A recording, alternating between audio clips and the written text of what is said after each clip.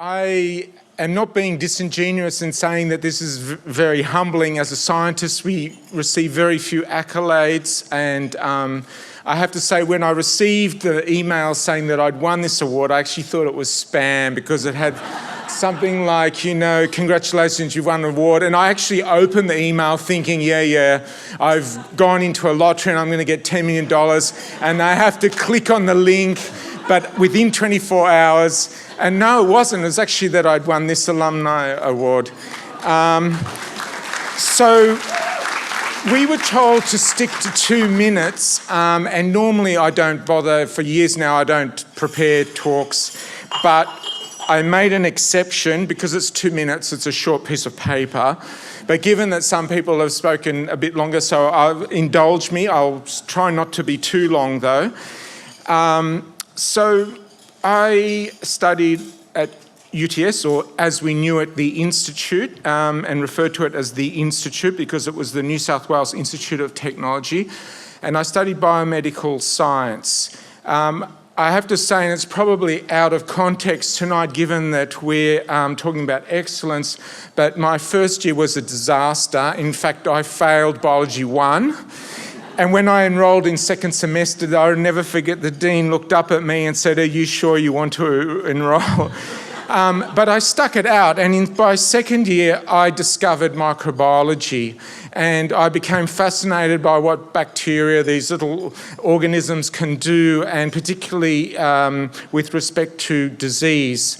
And I was fortunate to have many excellent lecturers and teachers who really inspired me, and by third year I actually started to get some really good grades, and but two really stand out. One of those was a very ill-tempered, lugubrious Scot called Lewis Gibson, who was the lecturer of medical bacteriology, and a demonstrator who was a bit of his, like a sidekick, Bonnie MacDonald. And they were fantastic, and they inspired me. And I know people who went through that course still, when we've met and we've spoken and we've remembered some of their sayings. And so from there, really, after that, I then went, as you heard, I went on and did a PhD, and at the time it wasn't possible at the Institute. And subsequently, I ended up at Pasteur, the Institut Pasteur in Paris, which is really a dream come true for a microbiologist. You couldn't go anywhere better than that. And after 13 years, I came back.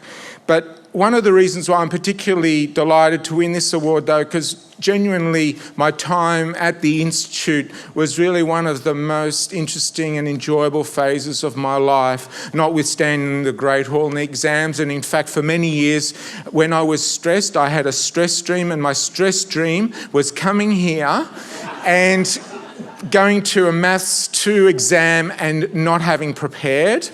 And I had a little glimpse of it. I went to the toilet and I asked the girl, where are the toilets? And she pointed across, and I just remembered as an undergrad student, you know, coming out of the exam quickly and rushing across there with the invigilator standing there, making sure that we weren't doing anything that we weren't supposed to do.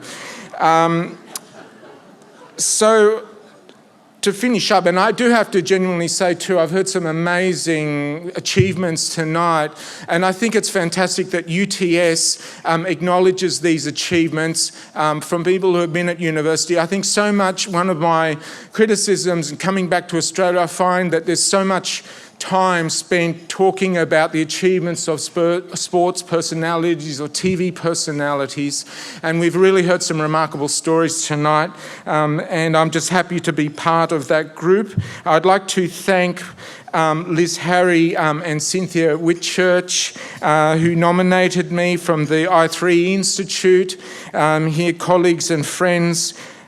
And I'd also like to thank my wife, Lucy, who's actually a UTS graduate herself, biomed, but we never knew each other at the time. We met later when I was doing my PhD.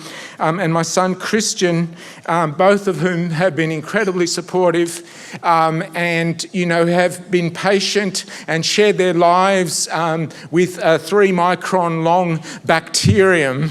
Thank you.